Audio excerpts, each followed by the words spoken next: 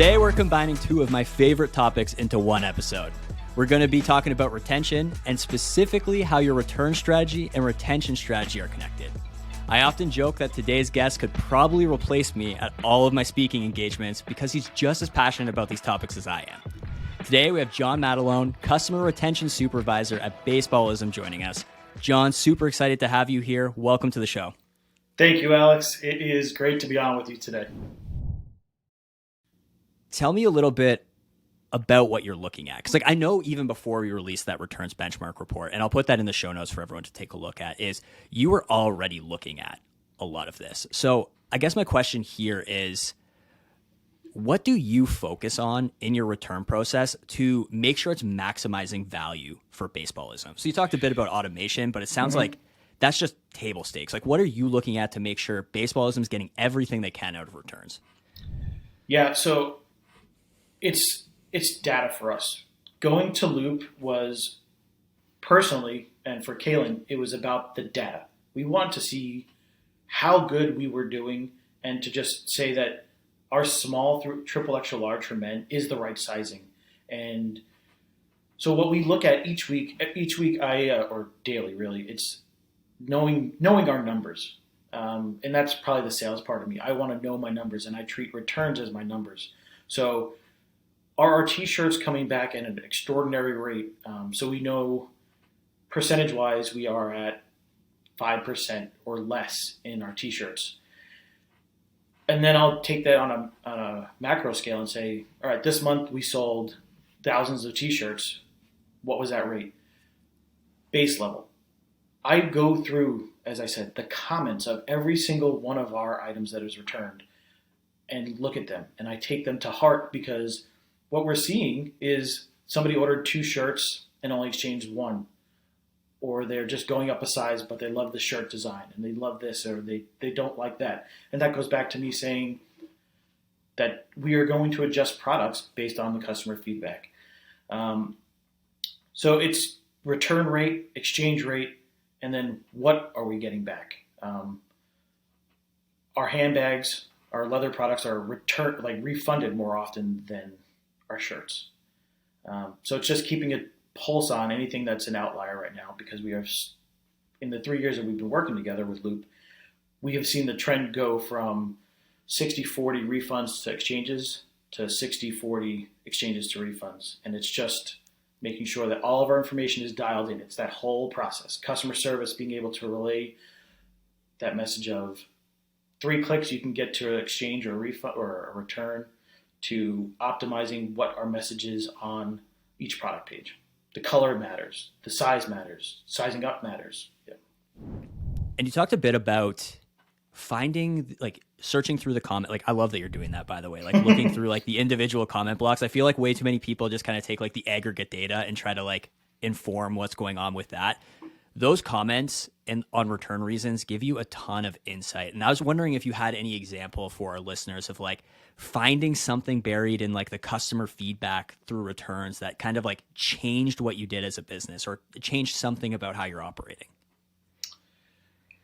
I'd say what I always am more focused about our women's line. So reading the comments on who's buying them, it's usually the arms are too small or something along those lines. And that feedback is that it is just too tight. Not that the length is long or too short, it's too tight. So what we are going to use that information is to add stretchiness to our fabric. So so you have your parent, then you have your child reasons, and then you have your comments with how we set up through Loop. And I know that stuff is going to come back too small for a shirt, but what is that reason, and how can we make a decision based on that data of adding a fabric or testing it out a different way? That's how I can say that we've used that data right now today. What should they be looking at? And I think that we might have to ask you to put your hat on from way back in the day, in those manual days, is what should those people who are starting to look at this for the first time, what should they be looking at to know there's an issue? What did you see out there that said okay, we need to change this right now? Like, what was that turning point that other brands out there should be looking at? Yeah, that's a wonderful question. If you are seeing returns of a product of yours and they continue to come back and you don't understand why, you have a problem. And that's when you need to figure out, like, how are you going to reach your customers and learn what they are having an issue with? Because looking at that original sheet of paper, it said, would you like a return or a refund or an exchange? And we had 3 reasons: other, too small, too big. What does that do for me? That does nothing. Because it goes back to, like, now we're fixing shirt sizes because I was able to drill down into a comments. So really trying to have your customer happy with your product and not just make it about revenue is an issue. Like, don't just make it about you. Make it about your customer and have that come through. And it's a whole process. It's not just, I'll continue to repeat it, it's customer service interaction, it's returns, it's how your website is all laid out. Even down to your return page, right? Make it easy for them. Lay it all out there. Make sure that it's clear on what it is, whether it's we don't have a return limit. You can return whatever you like, whenever you want.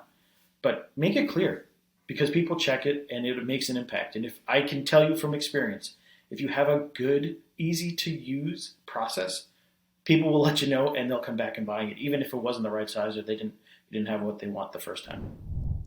John, this has been amazing. I think this is a great spot for us to actually wrap. I'm gonna try to summarize what we talked about today for everyone. So for you, returns is a retention play, but you can't look at returns and retention and like a vacuum. There's a lot of things that are going to surround that all kind of feed off of each other and play into the same goals. And for you, that's a support team, the customer experience team. It's the experience that you're laying out on your website and how all of those things play together. In terms of what you're looking at, the biggest thing for you is the feedback above. And I know we get into the metrics as well, but the feedback is where it's going to show you where you can improve, where you could be potentially letting customers down right now. And it points you into places where you can make really great improvements that bolster that customer experience.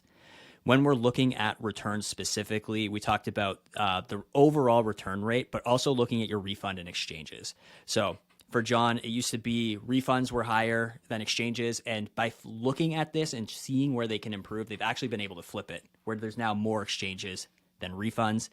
And in terms of basically like how to learn and get better at this, it's looking out into the environment out there and seeing what some of the brands that you're interacting with are doing, the experiences that they're creating. Because I think one thing we were dancing around at the end there is we often have our brand hats on when we're looking at these types of problems. And it's important to take your brand hat off, put your customer hat on, and go through these experiences as if you were a customer to see how you would feel going through these.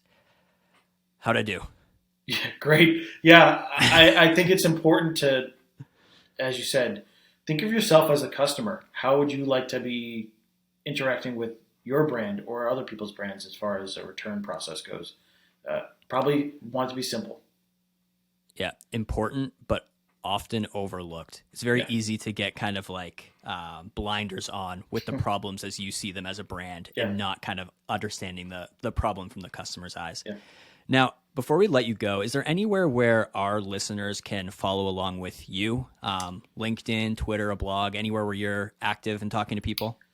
I'm always open to talking to folks on LinkedIn. Always looking to learn or give you or provide insight into what we're doing here. So you can find me on LinkedIn at John Maddalone. And you can email me at baseballism.com. It's maddalone@baseballism.com. Awesome. And we'll make sure those get into the show notes so you guys can interact with John afterwards. John, thank you so much for joining us today. You're a wealth of knowledge.